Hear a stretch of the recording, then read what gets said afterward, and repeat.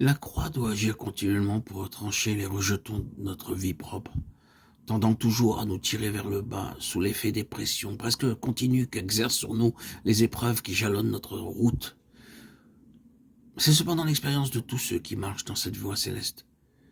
Il demeure bien vrai que parfois nous voudrions échapper à toute cette situation douloureuse. Et cependant nous continuons, car c'est le seul chemin pour que les valeurs de la nature céleste et spirituelle de Dieu deviennent nôtres, et que Christ entre en jouissance de ses propres richesses en nous, car son héritage est dans la personne des saints. Éphésiens 1,18. Il doit y avoir en nous le sens d'une haute destinée, celui d'un choix dont nous avons été l'objet de la part de Dieu en relation avec son dessein éternel, d'une responsabilité pour laquelle Dieu nous a appelés. Il y a en nous un besoin qui ne cesse de grandir et qui nous pousse à être subordonnés et gouvernés depuis les cieux. En raison de cette semence céleste entrée en nous qui éveille et développe dans notre constitution le besoin de connaître les secrets profonds de Dieu, cette connaissance vivante de lui-même, et être le dispensateur de ces mystères. 1 Corinthiens 4, 1. L'appréciation des choses célestes sera toujours le résultat de la croix, plantée au centre de notre être. Et par la vie de résurrection, nous entrons expérimentalement dans l'aspect céleste de notre vocation, et dans une vie de foi ascendante. La croix nous sépare, nous détache de nous-mêmes, alors que la vie de résurrection nous élève au-dessus des contingences de cette terre. Et ceci n'est ni une rêverie, ni un idéal que nous ne saurions atteindre, mais une puissante réalité. En effet, la parole de Dieu nous rappelle que Dieu a parlé depuis le ciel, et bien qu'il soit venu en Christ sur cette terre, il est remonté au ciel, et c'est depuis sa demeure qu'il gouverne et conduit son Église par son esprit.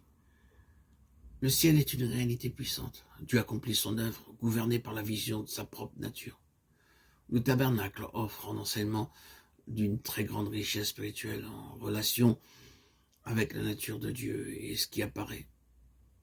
C'est son exigence formelle au suivi du modèle révélé, l'exclusion absolue de l'homme quant à toute tentative d'ingérence. Les déclarations par 9 fois répétées comme l'Éternel l'avait ordonné à Moïse expliquent la présence de la nuée de l'Éternel et la gloire de l'Éternel remplissant le tabernacle et plus tard le temple. Exode 34 à 38,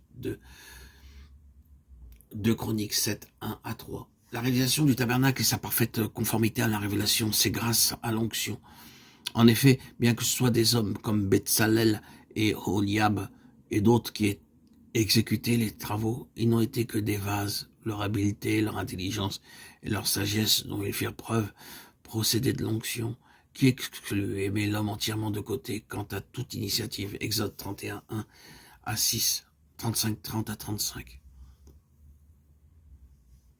L'homme n'était en vérité pour rien dans ce qui avait été réalisé, par plus qu'il ne le fut encore lors de la création, puisqu'il était lui-même le produit du Créateur. Ainsi, nous le voyons, la gloire n'est jamais au commencement, mais toujours à la fin, quand tout a été réalisé en parfaite conformité avec le plan divin et la révélation rendue effective par l'onction.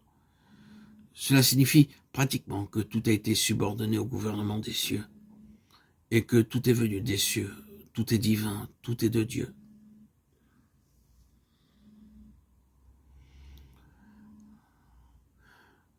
La déclaration venue du ciel, celui-ci est mon fils bien-aimé, Matthieu 17, 5, lors de la transfiguration, et celle de Paul dans sa lettre aux Éphésiens.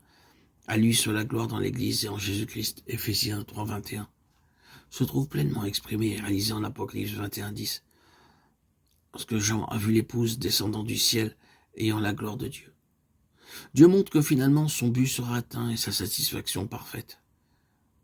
C'est avec cette vision qui exprime sa propre nature qu'il travaille en ces jours. Et cette même vision doit être celle qui nous gouverne. C'est en Christ, le Fils de Dieu, que cette gloire réside en plénitude. Christ est la gloire de Dieu. Ainsi, voir Christ par révélation signifie que nous n'accepterons jamais moins ce que nous avons vu.